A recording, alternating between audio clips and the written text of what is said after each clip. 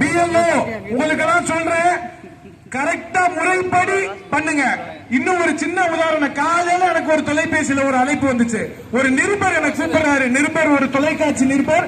அவர் பேரு வேணாம், அவர் தொலைக்காட்சி வேணாம், சப்ஜெக்ட மட்டும் சொல்றேன். அவர் வீட்டுல 3 ஓட்டு, 2 ஓட்டுக்கு எஸ்ஐஆர் கொடுத்து ஃபில் பண்ணிட்டாங்க. அவர் பையனுக்கு 21 வயசு. அந்த பையனுக்கு கொடுக்கறதுக்கு கிட்டத்தட்ட 4 நாளா, டிசம்பர் மாசம் வரும், இப்ப வரும், அப்ப வரும் அலக்கழிச்சிருக்காங்க. நேத்து நம்ம தலைவர் ஒரு வீடியோ விட்டு அந்த வீடியோ குரூப்ல போட்டோன்னு அடுத்த செகண்டே அந்த பையனுக்கு எஸ்ஐஆர் காப்பி கொடுத்து முடியுமா? தெரிஞ்சிடும் பயமா? இன்னொன்னு சொல்றேன், ஜென்சி கிட்ஸ் இப்போ நமக்கு முதல் வாக்காளர்கள், அவங்களுக்கு ஃபார்ம் 6 இப்ப முதல் வாக்காளர்களை தடுக்கிறதுக்கு தான் ரொம்ப திட்டம் போடுறாங்க.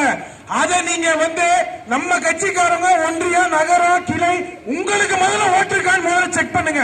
செக் பண்ணிட்டு கிளை ஒன்றியம் நகரம் வார்டு வார்டா போங்க, வீதி வீதியா போங்க, மக்களுக்கு நீங்க சப்போர்ட் பண்ணணும். பண்ணுவீங்களா?